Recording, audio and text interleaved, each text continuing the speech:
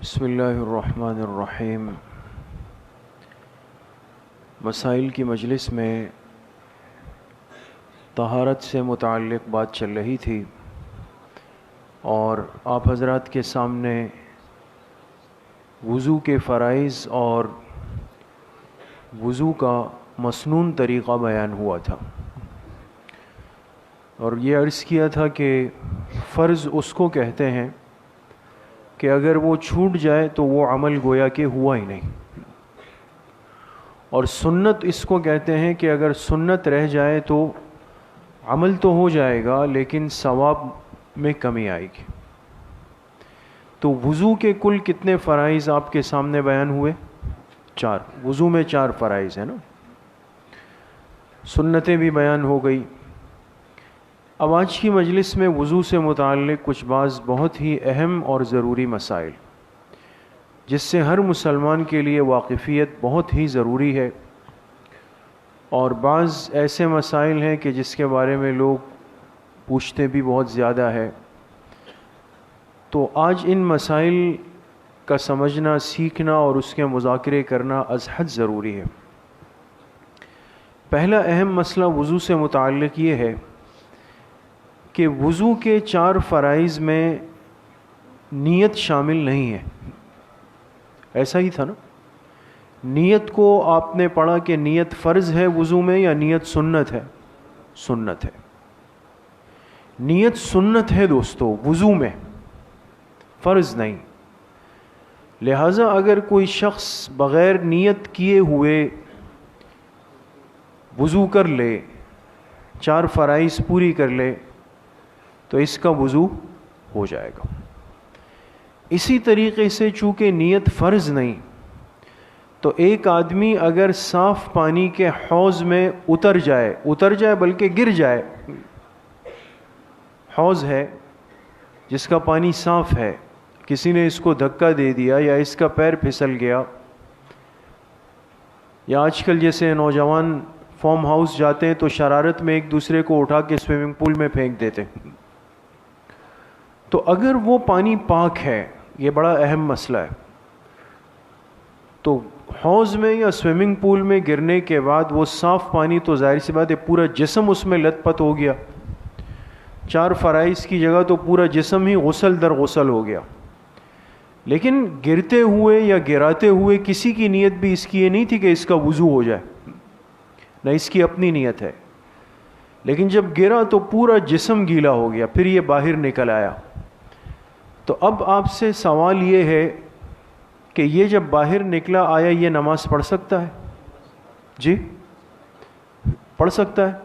پڑھ سکتا ہے۔ پڑھ اس لیے سکتا ہے کہ وضو میں نیت فرض نہیں ہے، نیت شرط نہیں ہے۔ 4 اعضاء کو دھونا فرض ہے، 3 کو دھونا، 1 کا مسح کرنا فرض ہے، وہ ہو چکا ہے، لیکن چونکہ نیت نہ شرط ہے نہ فرض ہے، لہٰذا یہ آدمی اس کا وضو ہو گیا، لیکن جو سنت کا ثواب ہے وہ نہیں ملے گا۔ اسی طریقے سے کوئی شدید بارش میں چل رہا ہے، طوفانی بارش ہے، اور اتنی بارش ہے کہ جس سے تمام اعضائے وضو جو ہے وہ بالکل دھل گئے، پانی ٹپکنے لگا اس سے، تو بارش میں گزرنے والے کی کوئی وضو کی نیت تو ہوتی نہیں، لیکن وضو کے 4 فرائض اس بارش سے گزرنے کی وجہ سے پورے ہو گئے، تو یہ آدمی بھی آ کر کے نماز پڑھ سکتا ہے۔ بات سمجھ گئے دوستو؟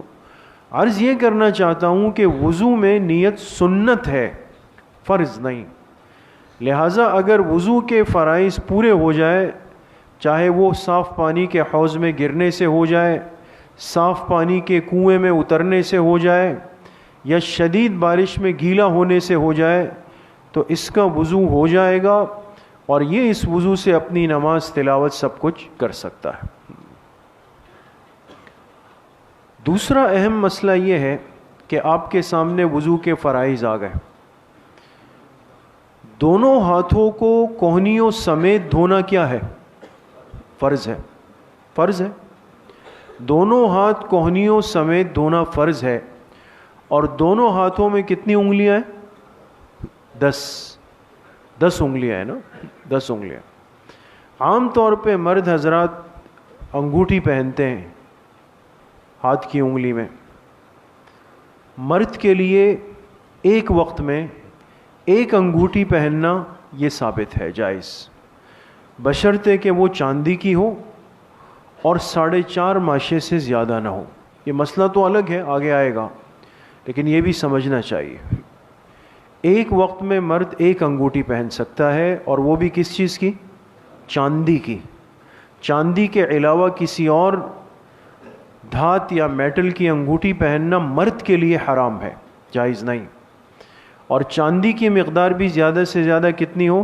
4.5 ماشے چاندی، اس سے زیادہ نہیں۔ البتہ انگوٹھی میں اوپر جو نگینہ جو پتھر لگتا ہے وہ لگا سکتے ہیں، وہ کوئی سا بھی لگ جائے، کوئی اس میں حرج نہیں۔ تو اگر کسی شخص نے انگوٹھی پہنی ہوئی ہے ہاتھوں میں، تو ایک شکل تو یہ ہوتی ہے کہ انگوٹھی سخت تنگ ہوتی ہے۔ بعض ایسی انگوٹھیاں پہنتے ہیں کہ بس زبردستی گئی ہے وہ اندر، اس کو نکالنا بھی اتنا آسان نہیں ہوتا ہے۔ اور یہ شخص وضو کر رہا ہے تو اس کے لیے انگوٹھی کا پورا اتارنا ضروری نہیں دوستوں، لیکن یہ ضروری ہے کہ یہ انگوٹھی کو خوب اچھی طرح اتنا ہلا دے گا، گھما دے گا کہ یہ یقین ہو جائے کہ اس انگوٹھی کے نیچے حصے میں پانی پہنچ چکا ہے۔ یہ فرض ہے۔ لہذا اگر انگوٹھی اتنی تنگ ہے کہ مجھے خود اطمینان اپنے اوپر نہیں ہو رہا کہ گھمانے پھرانے کی وجہ سے پانی پتہ نہیں پہنچا یا نہیں پہنچا، ایسی انگوٹھی کا ہاتھ سے اتارنا مرد کے لیے ضروری ہے دوستوں۔ احتیاط کرنی چاہیے۔ آج کل کے نوجوان احتیاط بالکل بھی نہیں کرتے۔ انگوٹھی پہننے کا شوق تو سب کو ہے، بہت اچھی بات ہے، گنجائش ہے، پہن سکتے ہیں، ممانعت نہیں ہے ان شرائط کے ساتھ جو میں نے عرض کی، لیکن وضو میں، غسل میں ان باتوں کا اہتمام پھر بہت ضروری ہے۔ لہٰذا اگر ڈھیلی ڈھالی انگوٹھی ہے تو اس کو گھمانا پھرانا صرف مستحب ہے، لیکن تنگ انگوٹھی ہے تو اس کو اتنا گھمانا ہلانا کہ جس سے نیچے تک پانی پہنچ جائے، یہ فرض ہوگا۔ اس لیے کہ اگر نیچے پانی نہیں پہنچا تو پھر سرے سے وضو ہی نہیں ہوگا یہاں پر، تو اس میں بھی احتیاط بہت ضروری ہے۔ اچھا جی، اسی طریقے سے فرماتے ہیں کہ اگر کسی کے ناخن میں، ہاتھ کے ناخنوں میں یا پیر کے ناخنوں میں کوئی ایسی چیز سوکھ کر چپک جائے جو جسم والی ہو، اور وہ چیز پانی کے پہنچنے کے لیے مانع ہو، رکاوٹ ہو، تو ایسے آدمی کا وضو نہیں ہوا۔ ضروری ہوگا کہ وہ اس چیز کو اچھی طرح چھڑا دے وہاں سے اور پھر اس پر پانی بہا دے، خاص طور پہ مستورات کے لیے، اور ان حضرات کے لیے جو یہ شوق رکھتے ہیں کہ بھئی ناخن بڑے ہونے چاہیے۔ ایک تو یہ سمجھ لیں کہ ناخنوں کو صاف ستھرا رکھنا، پست رکھنا، یہ بھی واجب ہے۔ بڑے بڑے ناخن اتنے رکھنا کہ جو حد سے تجاوز کر جائے اور اس کے نیچے میل جمنے کا خطرہ ہو، یہ جائز نہیں ہے۔ بعض اس میں بالکل احتیاط نہیں کرتے، ہاتھوں کے ناخن بھی بڑے رکھتے ہیں، اور بعض نوجوانوں میں یہ آج تک سمجھ نہیں آئی، شاید آپ لوگوں کو اس کی علت پتہ ہو، آپ ساتھیوں کو، وہ ایک انگلی کا ناخن بڑا رکھتے ہیں۔ دیکھا ہے آپ لوگوں نے کبھی؟ ایک یہ جو چھوٹی انگلی ہے اس کا، اب یہ سمجھ نہیں کہ یہ کون سا ہتھیار ہے، کرنا کیا مقصود ہے اس سے، برابر والے کو تنگ کرنا ہے، کیا کرنا ہے؟ یہ صحیح نہیں ہے دوستو، یہ دنیاوی شوق ہے۔ بحیثیت ایک مسلمان کے اپنے دینی تقاضوں کو پورا کرنا یہ ہماری پہلی ذمہ داری ہے دوست۔ صرف یہ دیکھنا کہ بھئی میں کس حلقے میں، کس گیدرنگ میں بیٹھتا ہوں، اس نے رکھیں، اس نے رکھیں، فلاں نے رکھیں، یا کسی کو اپنا آئیڈیل بنایا ہوا ہے اس نے رکھیں، یقین کریں بہت بڑی مصیبت ہے۔ بعض دفعہ ہم مسائل سے لا علمی کی وجہ سے طہارت کے بغیر گھوم رہے ہوتے ہیں اور سمجھ رہے ہوتے ہیں جی سب صحیح چل رہا ہے۔ تو چاہے مرد ہیں چاہے مستورات ہیں، بڑے ناخن رکھنا صحیح نہیں ہے، ممانعت ہے۔ اور اس سے اہم ترین مسئلہ جو ابھی عرض ہو رہا ہے کہ اگر ناخن بڑے ہو گئے، بڑے ہونے سے مراد یہ ہوتا ہے کہ وہ انگلی کے حصے کو چھوڑ دے، باہر نکل آئے، اور پھر اس ناخن کے اوپر یا اس ناخن کے نیچے کوئی ایسی چیز جم گئی جو پانی کے پہنچنے کے لیے رکاوٹ ہے۔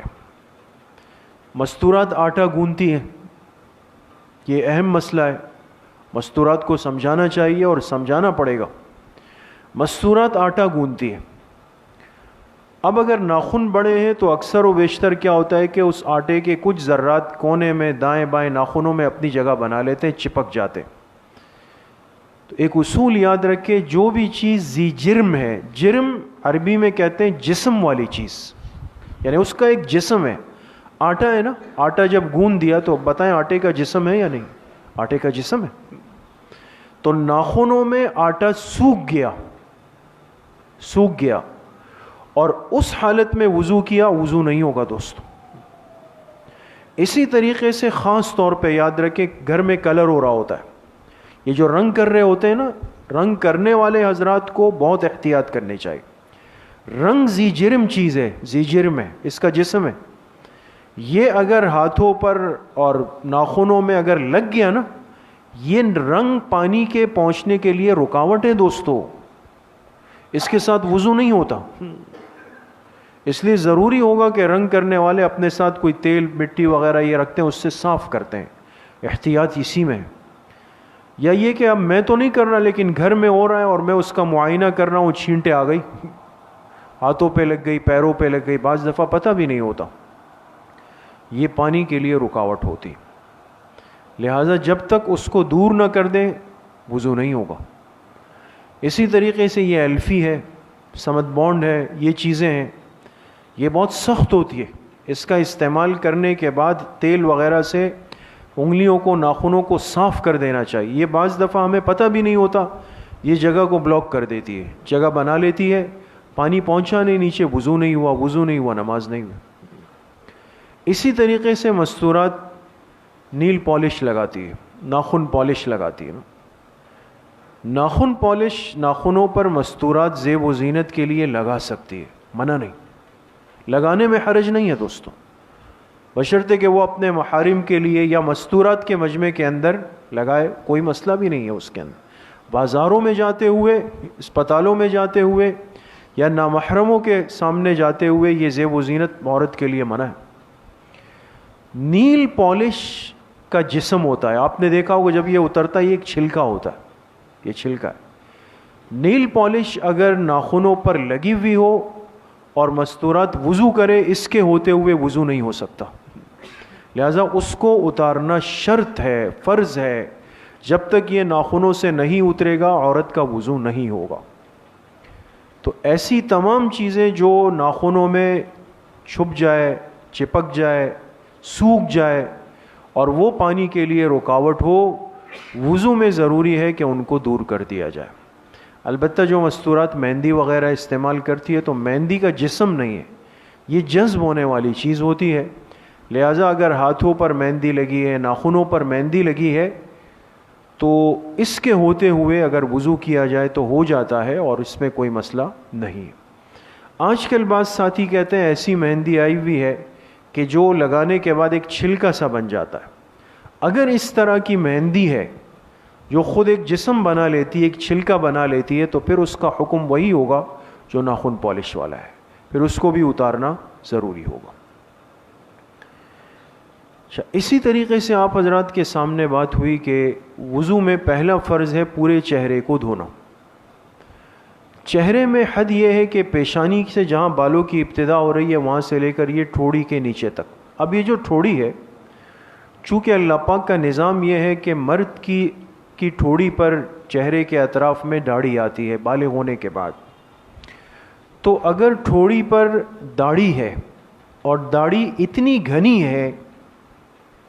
گھنی داڑھی ہے کہ جس سے چہرے کی ٹھوڑی کی نیچے کی کھال چھپ رہی ہے، بہت غور سے سنیں دوستو، اگر کسی کی داڑھی اتنی گھنی ہے کہ جس کی وجہ سے نیچے کی یہ کھال نظر نہیں آ رہی ہے، چھپ رہی ہے، تو ایسی صورت میں صرف اس کے اوپر پانی بہا دینا یہ کافی ہوگا، اور پھر داڑھی کا کیا کر لے، خلال کر لے بس۔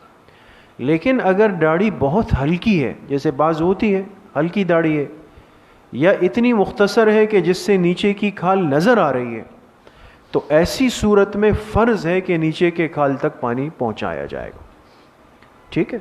یہ مسئلہ اس لیے سمجھنا ضروری ہے کہ بعض احباب جو داڑھی جن کی گھنی ہوتی ہے، سنت کے مطابق ہوتی ہے، بڑی ہوتی ہے، ان کو بھی ایسا لگتا ہے شاید ہمیں نیچے تک، جڑ تک، جلد تک پانی پہنچانا ضروری ہے، تو وضو خانے میں لگے ہوتے ہیں کہ نیچے کسی طریقے سے پہنچ جائے. تو یہ تکلیف مالا یطاق ہے، یعنی ضروری نہیں ہے. لہٰذا اگر ہم اوپر سے بس اس پر پانی بہا دیں گے اچھی طرح، پھر نیچے سے داڑھی کا خلال کر لیں، فرض پورا ہو جائے گا.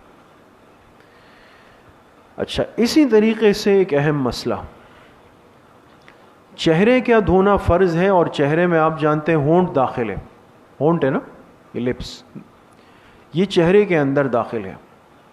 اب دیکھیں دوستو، ہونٹ کا ایک حصہ وہ ہے جو ہمیں نظر آتا ہے، ایک حصہ وہ ہے جو کہ منہ بند کرنے کے بعد اندر چھپ جاتا ہے. جیسے مثال کے طور پہ ہونٹ آپ بند کر لیں، ملا لیں آپس میں، نظر آ رہا ہے؟ یہ منہ بند ہو گیا. منہ بند ہونے کے بعد ہونٹوں کا جتنا حصہ نظر آتا ہے، منہ بند ہونے کے بعد ہونٹوں کا جتنا حصہ نظر آتا ہے، وضو میں اس حصے کا دھونا فرض ہے. اور منہ بند ہونے کے بعد جو حصہ ہونٹوں کا نظر نہیں آتا، اندر چلا جاتا ہے، اس کا دھونا وضو میں فرض بھی نہیں ہے. بات سمجھ گئے دوستو؟ یہ فرق ہے. آپ اگر اپنے ہونٹوں کو ملائیں، منہ بند کر دیں، جس قدر ہونٹوں کا حصہ نظر آئے اس کو وضو میں دھونا کیا ہے؟ فرض ہے.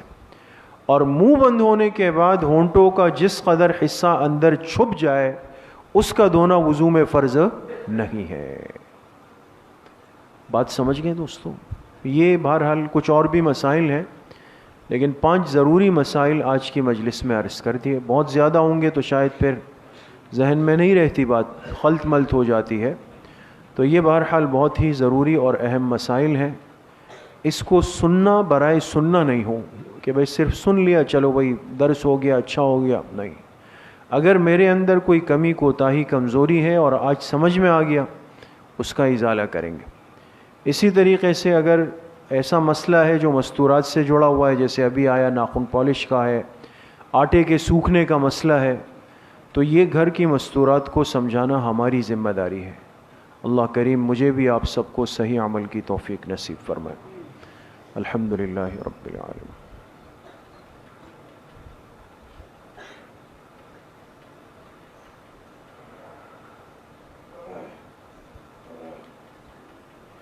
وصلی اللہ وسلم علی نبینا محمد وآلہ واصحابہ اجمعین برحمتہ.